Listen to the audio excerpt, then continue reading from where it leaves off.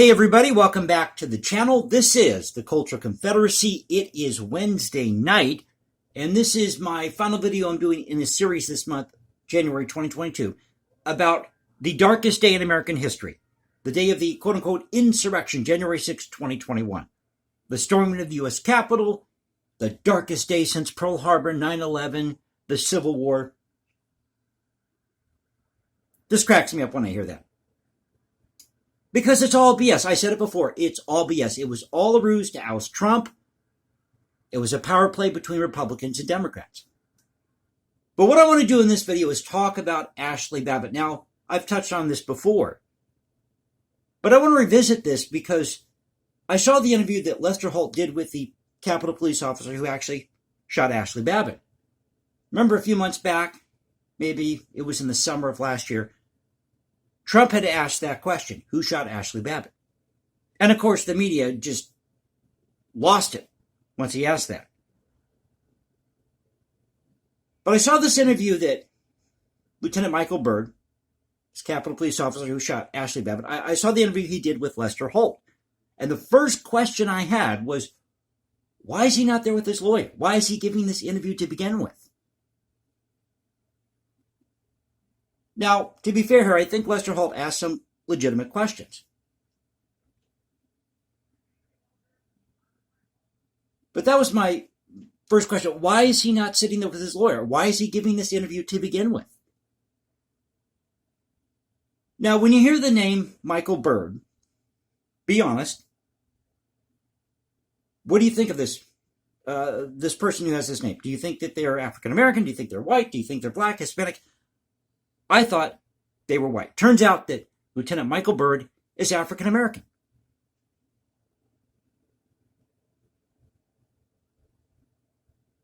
And one of the questions that Lester Holt asked him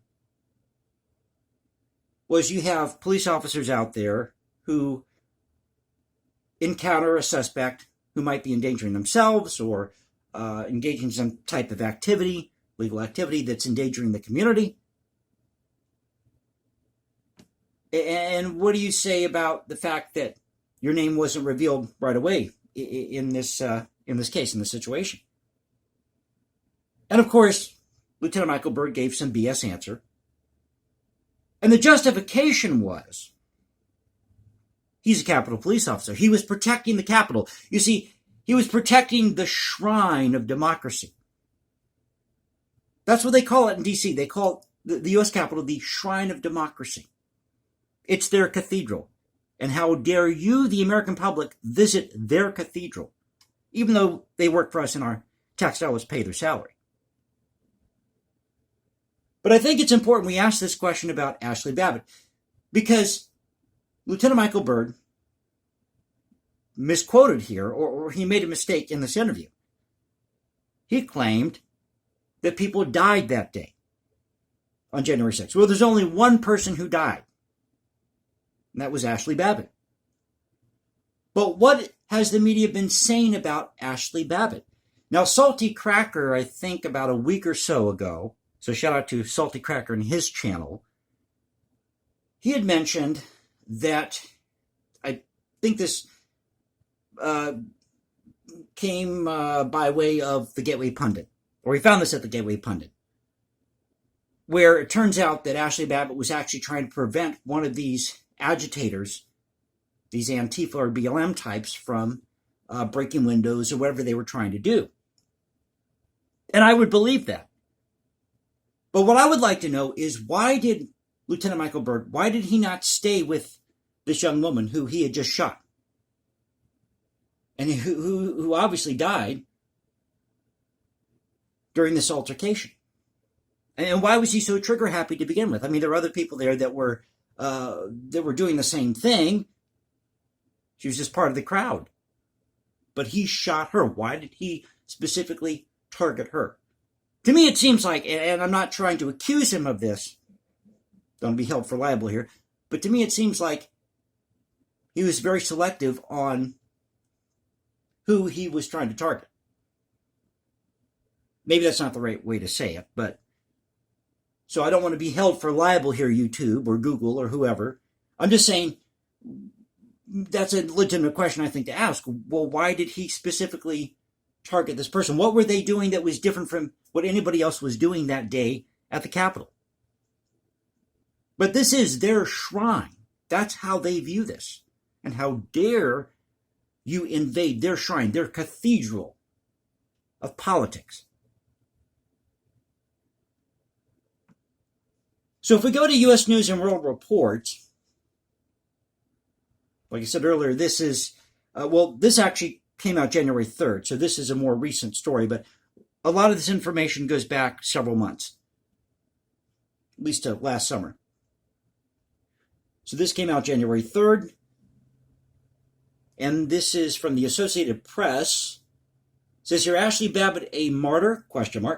Her past tells a more complex story. Former President Donald Trump and his supporters have sought to portray the woman who was shot by a police officer during the January 6th Capitol riot as a righteous martyr who was unjustly killed. No, they want to find out why she was killed. I think they have a legitimate question there. Or there are some legitimate questions that need to be asked. What happened? Now, the other thing that Lieutenant Michael Byrd tried to hide behind was the fact that he was short-staffed. That, according to this interview he did with Lester Holt, that he had, I think, maybe about a third of the people he normally did. Well, that raised the question, what was going on in D.C. that day? Why weren't they prepared for this? They have rallies and protests in D.C. all the time. I said it before, we have got to disassociate ourselves with D.C. We've just got to do it. It's time to do it. They have proven they're not working or want to work in our interest.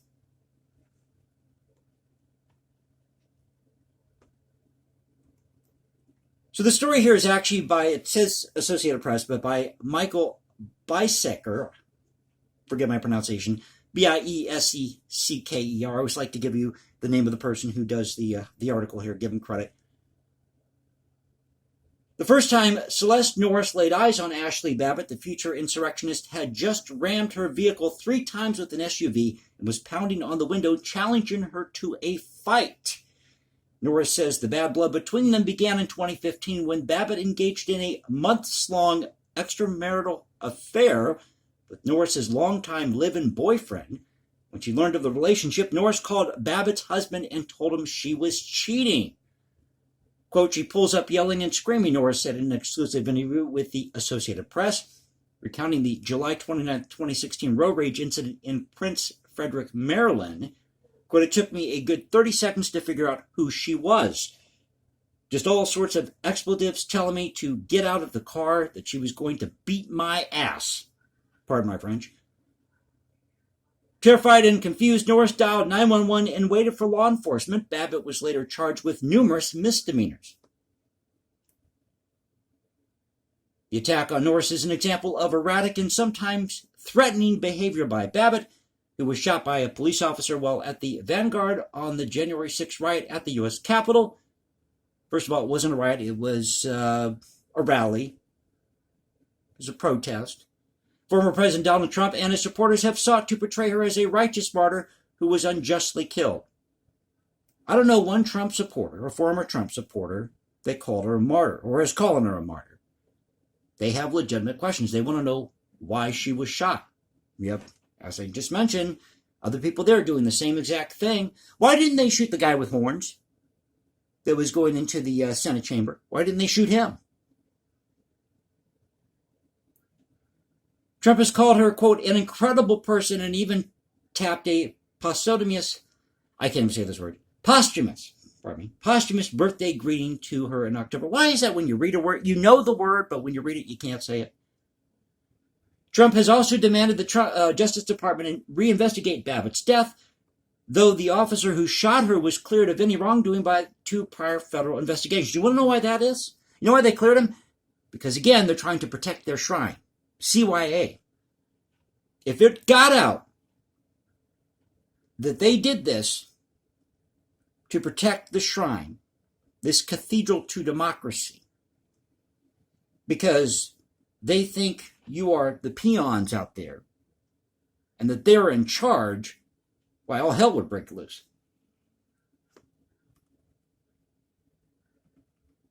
And of course, they're going to protect their own in D.C. But the life of the Air Force veteran from California who died while wearing a Trump campaign flag wrapped around her shoulders like a cape was far more complicated than the heroic portrait presented by Trump and his allies. In the months before her death, Babbit had become consumed by pro-Trump conspiracy theories and posted angry screeds on social media. She also had a history of making violent threats.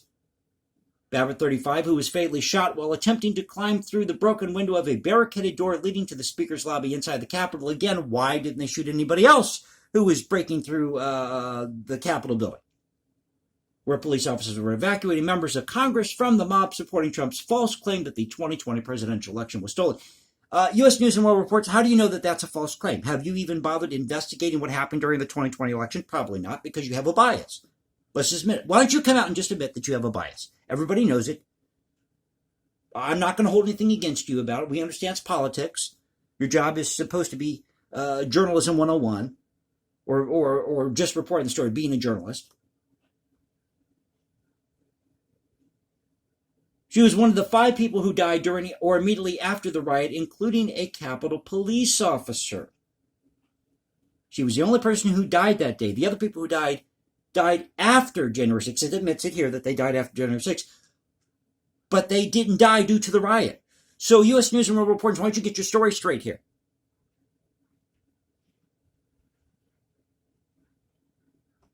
On social media, Babbit identified as a libertarian, an ardent supporter of the Second Amendment. So she's a libertarian. She's not a Republican. Her posts included videos of profane rants against Democrats, COVID-19 mask mandates, and illegal immigration. Okay, what about all these posts that BLM have out there and Antifa? What about all these riots that took place in 2020 and, Chicago, Portland? Remember we had Chaz? Remember that? Everyone's forgotten about Chaz. They declared themselves a separate country, just took over a certain part of Portland. Seattle. Not Portland, but Seattle. Her Twitter account, which was taken down after her death, was rife with references to the QAnon conspiracy theory, which centers on the baseless belief that Trump has secretly battled deep state enemies and a cabal of satanic-worshipping cannibals that includes prominent Democrats who operate a child sex trafficking ring. Okay, so QAnon is out there, and they have some whacked-out theories. That doesn't mean that Ashli Babbit was necessarily a member of QAnon. Quote, "Nothing will stop us," Babbit tweeted January 5th. "They can try and try and try, but the storm is here and is descending upon DC in less than 24 hours, dark to light." Does anybody remember BLM shouting in the streets, wrap him in a blanket, talking about the police after all these incidents? Pigs in a blanket, fry them like bacon. Anybody remember that? But we shouldn't be concerned about that. No. We need to be concerned about these people on January 6th who had a legitimate concern about the election. And Trump, by the way, as I've said before, has never ever once, or did he ever once, during his speech on January 6th, and he was actually at the Ellipse, I think that's what they call it, the Ellipse, he was speaking 45 minutes away from the Capitol building. And when these attacks happened, you had people that were there at the Capitol just as Trump was finishing speaking. And it would take you, with that large crowd, at least a good 90 minutes or so to get from, so you figure double the amount of time if you've got a large crowd, take you about 90 minutes, if not longer, to go from the Ellipse to the Capitol building. Sorry to take a sip of my coffee here. I was going to say, I got to take a cup of my sip or something. Pardon me. So I'm trying to get over this sinus thing, whatever's going around. It's breaking up. It's taking some time, but it's finally breaking up.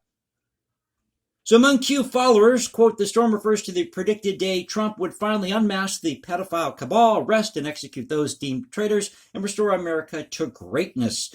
Trump has repeatedly insisted Babbit was murdered, and she has achieved martyr status among Trump supporters. Her name and likeness now appear on T-shirts and flags at pro-Trump rallies." So that's at U.S. News and World Reports. Once again, the title of this article, "Ashli Babbit, a Martyr?" Her past tells a more complex story. And the author of this, again, is Michael Biesecker, or Biesecker, Bieseker. Now let's talk about Lieutenant Michael Byrd, officer who shot Ashli Babbit during January 6 Capitol riots, reveal identity speaks out. This is from ABC 7 in Chicago, ABC 7 Eyewitness News. And this is an article by Marshall Cohen, actually coming from CNN. So between ABC 7 Chicago and CNN, the veteran U.S. Capitol Police officer who killed pro-Trump rioter Ashli Babbit went public Thursday, revealing his identity and defending his actions on January 6th. Quote, I know that day I saved countless lives, Lieutenant Michael Byrd said in an interview with NBC Nightly News. I know members of Congress as well as my fellow officers and staff were in jeopardy and in serious danger, and that's my job. Like people in the cities of Chicago, Portland, Seattle, Atlanta were not in any danger. Oh, in Kenosha. The officer fatally shot Babbit in the shoulder while she climbed through a window that led into the Speaker's lobby adjacent to the House chamber while lawmakers were evacuating. Oh, I forgot to give you the date of the story. This came out on August 27, 2021. Now we know, if I'm not mistaken, that Ashli Babbit was actually shot, I believe, like between the shoulder and the neck, that area. Either way, she died from her injuries. Quote, I tried to wait as long as I could. Byrd said of the incident in the doorway, I hoped and prayed that no one tried to enter through those doors, but their failure to comply required me to take the appropriate action to save the lives of members of Congress and myself and my fellow officers. Now, if you saw a picture of this guy, remember the dude who was doing the sign language, the fake sign language at one of these Obama speeches? That's what this guy looks like. I kid you not. The Justice Department said in April that Byrd wouldn't be criminally charged in connection with Babbitt's death, and the U.S. Capitol Police said last week that he wouldn't face any internal discipline. But officers who have been involved in these altercations with other suspects in other cities, they face charges or they have been convicted. But not this guy. Because again, he's protecting the U.S. Capitol, the shrine to democracy, their cathedral in D.C. In fact, we should just get rid of the National Cathedral and have the Capitol building as the official cathedral of D.C. A Washington native who has been in law enforcement for 28 years, Byrd said he followed his training and repeatedly yelled at the mob, telling them to stop their advance towards the House chamber. He said he was, quote, taking a tactical stance with his gun drawn while the mob approached. Quote, you're ultimately hoping that your commands would be complied with. Unfortunately, they were not. This is in quotes, I just want the truth to be told. In the 7 months since the insurrection, it wasn't an insurrection, former President Donald Trump and his allies have attempted to frame a narrative around Babbitt's death and turn her into a martyr in right-wing circles. Trump said Babbit, a QAnon supporter and Air Force veteran, was, quote, innocent, wonderful, incredible woman. During a Fox News interview, Trump also falsely accused the officer of shooting Babbit in the head. Republican lawmakers also peddled misleading claims about the incident, claiming Byrd was, quote, lying in wait to kill Babbit and execute her in cold blood. Well, we have the footage. That's a good question. I just, perfect, just asked this a few moments ago. I said I'm trying to get over this. Sun is cold or whatever is out there. Better take a sip of my drink here. See, I'm getting, remember that skit with Mike Myers, Coffee Talk? I'm getting clipped. It's kind of how I feel. So where was I? Okay, so Trump said Babbit, a QAnon supporter and Air Force veteran, quote, was an innocent, wonderful, incredible woman. During a Fox News interview, Trump also falsely accused the officer of shooting Babbit in the head. Republican lawmakers also peddled misleading claims about the incident, claiming Byrd was, quote, lying in wait to kill Babbit and execute her in cold blood. And as I mentioned, there is video out there of what happened. And it looks like, if you just saw this video for the first time, that he just did this without thinking about it. He just pulled his gun and fired. Trigger happy. That's what it looks like if you just watch this video for the first time. In the interview with NBC Nightly News, Byrd said Trump's comments were, quote, disheartening and denied that he acted out of political animus. He protected Trump during his presidency when he visited the Capitol. Quote, I hope they understand I did my job, like other officers out there haven't done their job to protect their community when you have some suspect out there that's wielding the knife at people.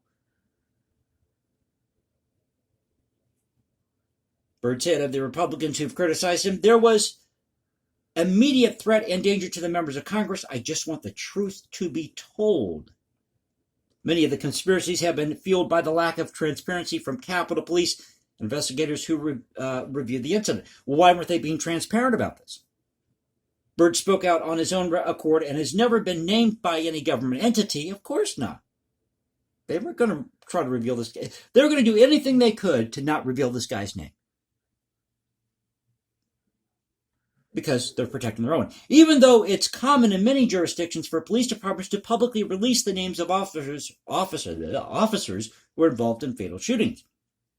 Uncertainty about Byrd's identity created a new rallying cry, who shot Ashli Babbit, which Trump has brought up at recent rallies. Byrd's name has been floating around right-wing websites, and he said at times, emotional interview Thursday, that he and his family have received death threats, including racist threats. That's referring to Lieutenant Michael Byrd. Quote, they talked about killing me, cutting off my head, said Byrd. Right. Where is it? Where's the proof of this? I think in my humble opinion, I think he's making it up, just to get sympathy. In interviews with CNN earlier this year, Babbitt's family said she was, quote, patriotic and was at the Capitol to express her First Amendment right and to answer the call of a still sitting president. The family says it's considering a multi-million-dollar lawsuit against Byrd, and they've already filed a civil lawsuit seeking records and other information from police about the incident. So this is from ABC 7 Chicago. Now let's go to the Department of Justice website, because they talk about they have something here about the case itself. So I'm just going to read you probably about a paragraph or two from this. The investigation further determined that Miss Babbit was among a mob of people that entered the Capitol building and gained access to a hallway outside Speaker's lobby, which leads to the chamber of the U.S. House of Representatives. At the time, the USCP was evacuating members from the chamber. The mob was trying to enter from multiple doorways. USCP officers used furniture to barricade a set of glass doors separating the hallway and Speaker's lobby to try and stop the mob from entering the Speaker's lobby and chamber. The three officers positioned themselves between the doors and the mob. Members of the mob, they don't, this is the thing that really irritates me. They call this a mob. They don't call these protesters.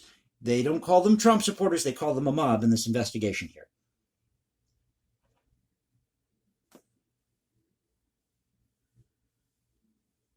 Okay, trying to prevent them from entering the Speaker's lobby and chamber, and three officers positioned themselves between the doors and the mob. Members of the mob attempted to break through the doors by striking them and breaking the glass with their hands, flagpoles, helmets, and other objects. Eventually, the three USCP officers positioned outside the doors were forced to evacuate. As members of the mob continued to strike the glass doors, Miss Babbit attempted to climb through one of the doors where glass was broken out. An officer inside the Speaker's lobby fired one round from his service pistol, striking Miss Babbit in the left shoulder, causing her to fall back from the doorway and onto the floor. A USCP emergency response team, which has begun making its way into the hallway to try and subdue the mob, administered aid to Miss Babbit, who was transported to Washington Hospital Center where she succumbed to her injuries. Why didn't this officer, Lieutenant Michael Byrd, why didn't he assist in this? Where was he? So bang, he shoots this person and then he just leaves? Hello, people. Something isn't right here. I'm sorry, but this does not pass the smell test. The focus of the criminal investigation was to determine whether federal prosecutors could prove that the officer violated any federal laws, concentrating on the possible application of 18 U.S.C. 242, whatever the legal mumbo-jumbo is here, a federal criminal civil rights statute. In order to establish a violation of the statute, prosecutors must prove beyond a reasonable doubt that the officer acted willingly to deprive Miss Babbit of a right protected by the Constitution or other law. Here, the Fourth Amendment right not to be subjected to an unreasonable seizure. Prosecutors would have to prove not only that the officer used force that was constitutionally unreasonable, but that the officer did a, quote, did so willingly, I'm reading small print here, which the Supreme Court has interpreted to mean that the officer acted with a bad purpose to disregard the law. As this requirement has been interpreted by the courts, evidence that an officer acted out of fear, mistake, panic, misperception, negligence, or even poor judgment cannot establish the high level of intent required under Section 242. The investigation revealed no evidence to establish beyond a reasonable doubt that the officer willfully committed a violation of 18 U.S.C. 242.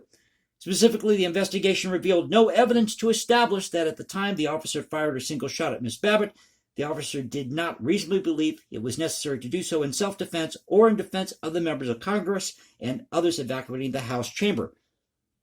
Okay. Getting long-winded there. So, it's okay for this officer to shoot Ashli Babbit. It's okay for him to do this because he's protecting their cathedral, their shrine to democracy. But it's not okay for any other officer out there. I mean, this is what I'm getting from this investigation here, from what I'm reading. It's not okay for any other officer who faces a suspect who is engaging in some type of criminal activity that is jeopardizing the lives of other people, or possibly that person's going to harm themselves. It's not okay for the officer to intervene, to protect himself from bodily harm. But it's okay for this officer to do it.